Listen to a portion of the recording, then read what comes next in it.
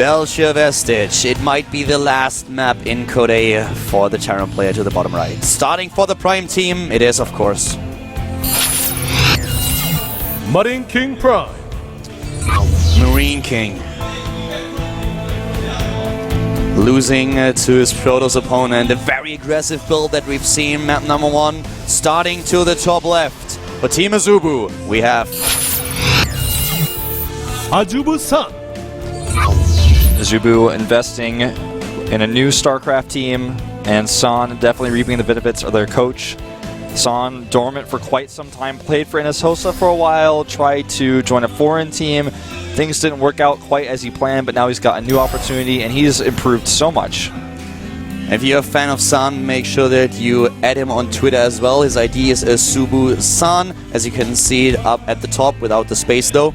And MarineKing, of course, is MKPS2. No SC there, just S2. Yep. Follow him as well. Exactly. Follow MarineKing, follow San, and make sure that you add the two of us on Twitter as well. My ID is at Kaldor and Wolf is at ProxyWolf.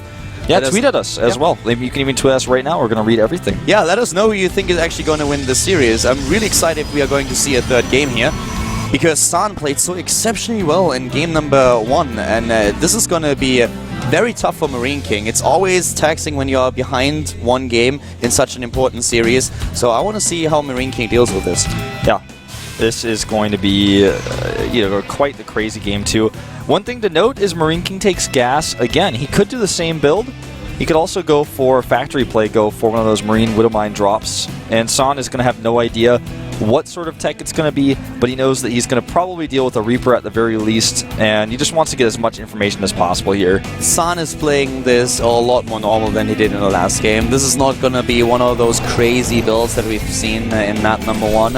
And MarineKing, as pointed out, goes into a Reaper at first, so he will have the scouting information, is able to hop on top of the cliff and then have a quick look on the high ground, what's going on the main base. Here's, of course, the command center that you would expect from MarineKing.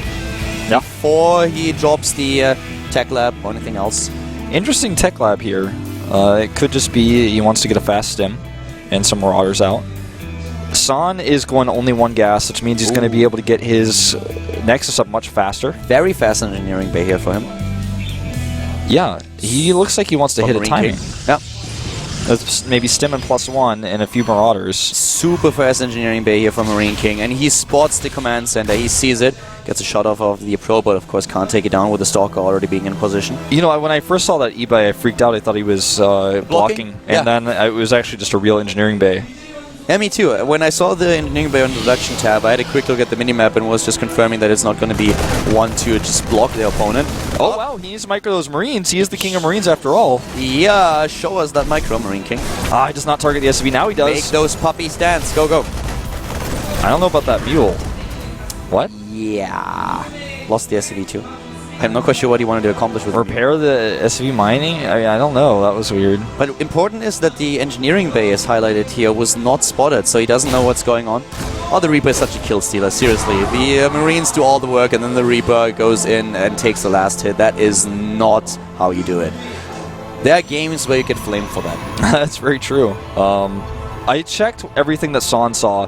He did not see anything more than the command center in the second barracks, so he doesn't know his 3 barracks play. And it's going to be double reactors, so he's going 3 racks, old school style.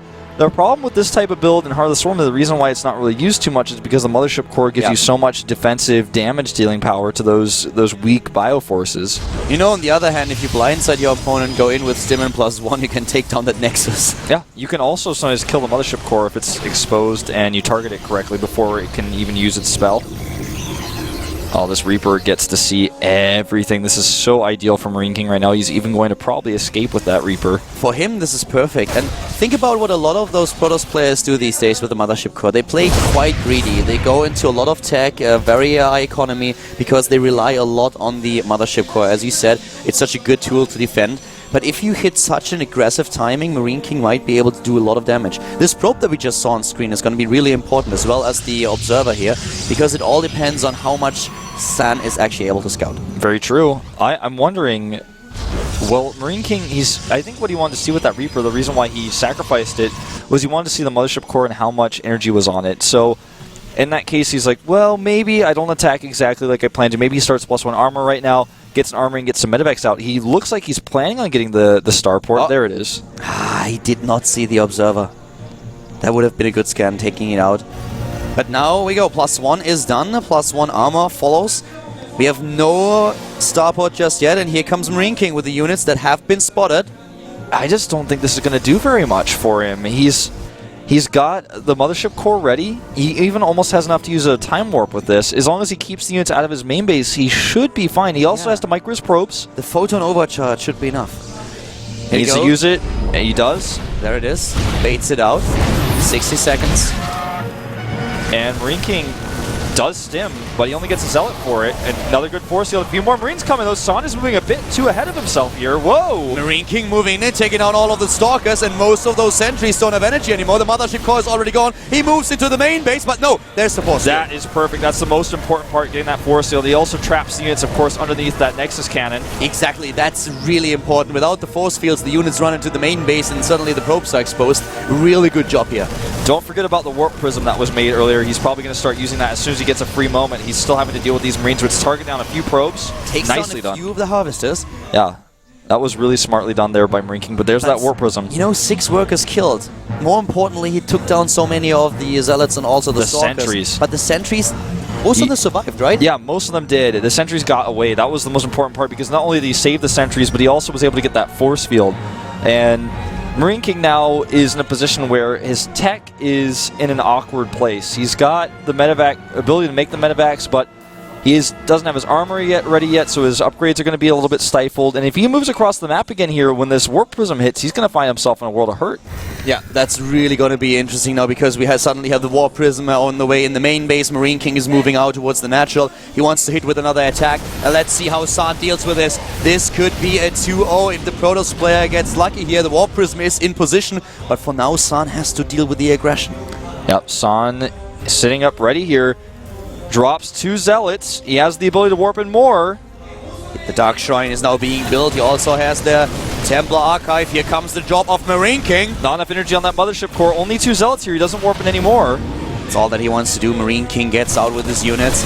Mothership core is not ready just yet, but we have now the Warp Prism being attacked. Warp Prism gets away, forces a stem here, targets down a few more SCVs.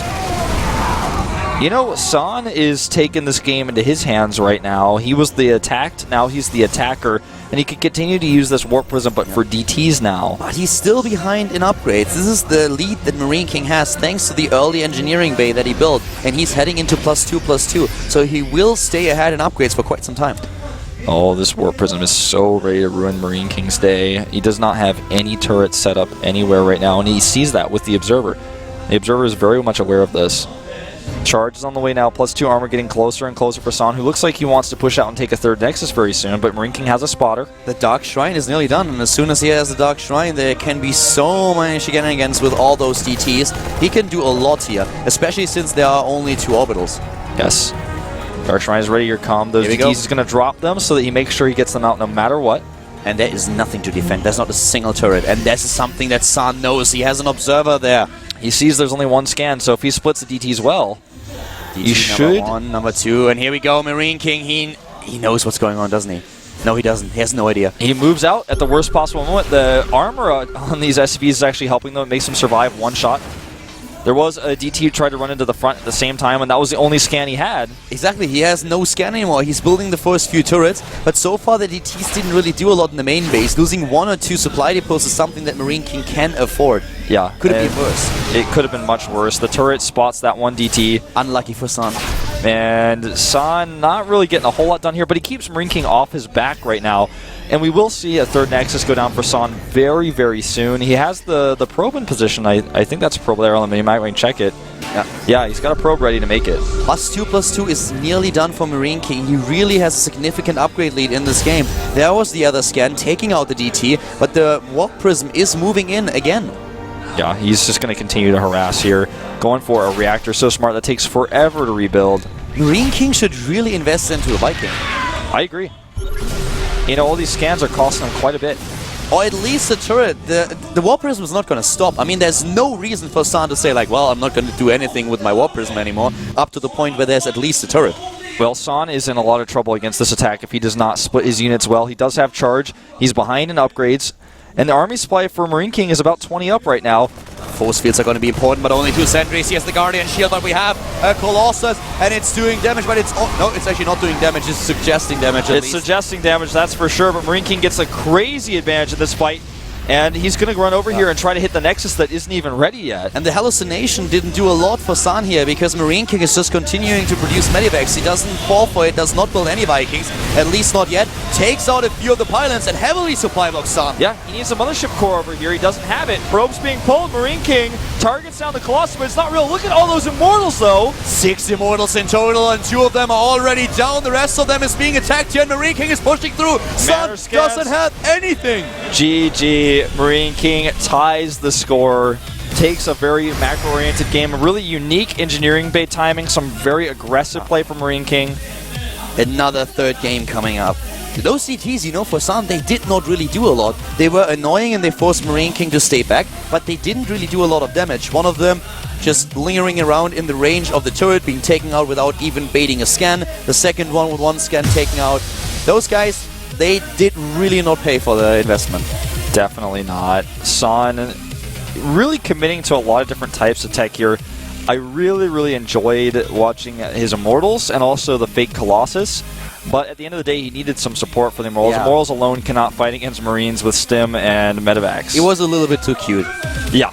MarineKing just had such a significant lead in upgrades, and that helped him so much. This early engineering bay, with the first attack, it didn't really pay off, but in the end, the upgrade lead that he had, that allowed him to take all these engagements and really carry the attack.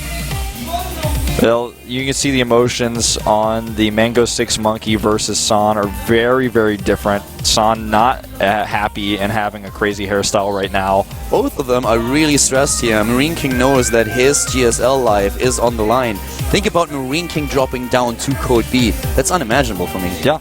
They're both just kind of chatting with each other a little bit, conveying their stress, not even really saying words, but making sounds with their chat. And you can see these guys, they really wish that both of them could get through, but it's not the reality they have. The reality is we're going into Game 3 on Akalon Waste. It all comes down to this game. One of these players will go to the next round. The next one will find himself out of Code A, in Code B, and we'll have to go through the qualifiers again next season. Yeah, we're jumping into the game right now. Akalon Waste, our second map between MarineKing and San. We're here at the WCS Challenger League Korea. Only one of these 2 players will advance to the second round. Who's it going to be?